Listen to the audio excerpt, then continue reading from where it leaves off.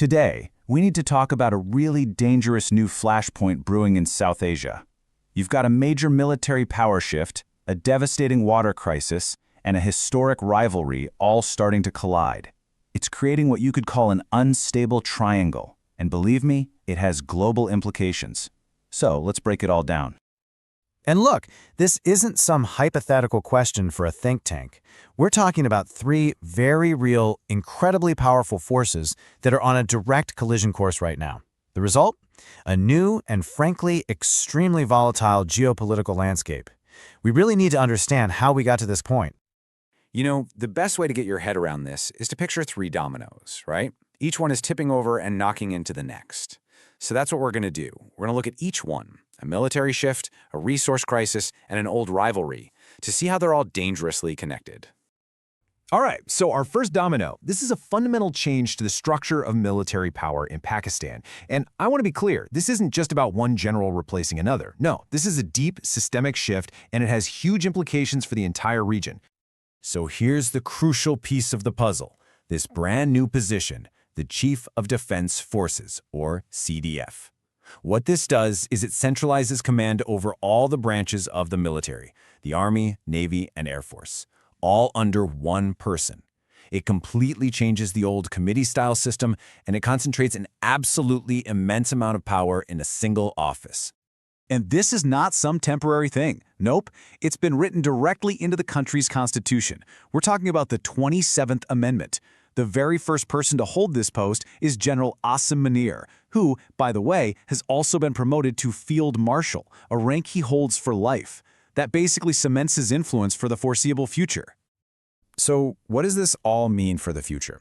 Well, first, it makes the existing imbalance between the civilian government and the military even deeper. Second, it means the military can act with a much more unified and decisive strategy, especially when a regional crisis pops up. And third, it pretty much guarantees there will be continuity in security policy, particularly when it comes to how they deal with rivals like India. Now, let's switch gears to our second domino. Because this massive military shift in Pakistan is happening right next door to an unbelievable environmental crisis in Iran.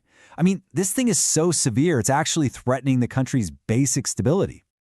Just take a second to really let that quote sink in. This is coming from Iran's own president. It is a stunning admission. The government is openly saying that its capital city, a megacity with millions and millions of people, is becoming unlivable because it's literally running out of water. And here's the scale of the problem, just to give you an idea.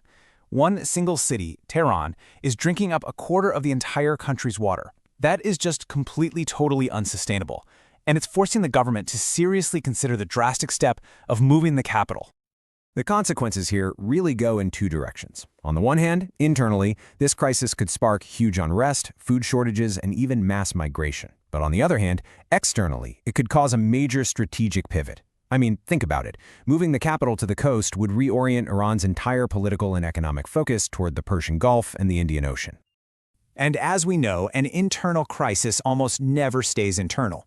As Iran gets more and more desperate for water, the risk of conflict over shared resources with its neighbors goes way up. We're talking about disputes over river systems with countries like Afghanistan and, this is key for our story, Pakistan. Which brings us right to our third and final domino, the rapidly escalating tension between India and Pakistan over the one resource they both need to survive, water. This is an old conflict, but it's finding a terrifying new flashpoint. This right here is a serious escalation. Pakistan's president has publicly accused India of weaponizing water. That is powerful language. This isn't just your typical diplomatic spat. It's an accusation that goes right to the heart of Pakistan's national security, its economy, its food supply. It signals a near total breakdown of trust. And to really understand why this is so alarming, just look at this timeline. The Indus Waters Treaty from 1960, this thing has been a critical security buffer for decades. It survived multiple actual wars between these two nuclear-armed rivals.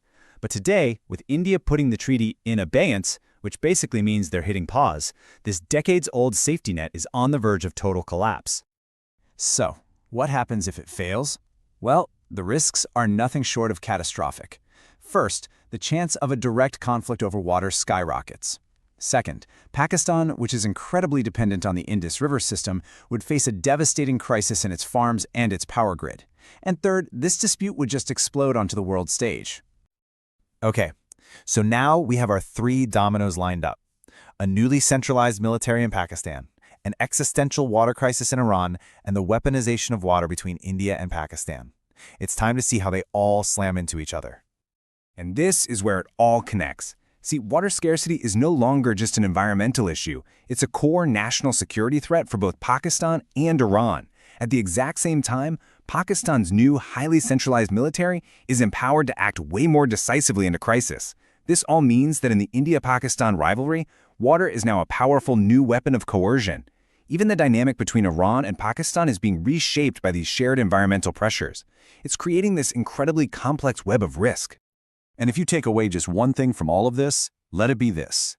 You have a more powerful, more unified, and maybe less accountable Pakistani military now operating in a neighborhood where its 2 most important neighbors, India and Iran, are facing existential threats driven by resource scarcity. The potential for a miscalculation here is just enormous. Which brings us right back to our big question. Are we watching the future of conflict unfold right before our eyes? A future where raw military power, climate change, and the fight for resources all combine to create new and totally unpredictable flashpoints? This unstable triangle in Asia, it might just be a preview of what's coming for all of us.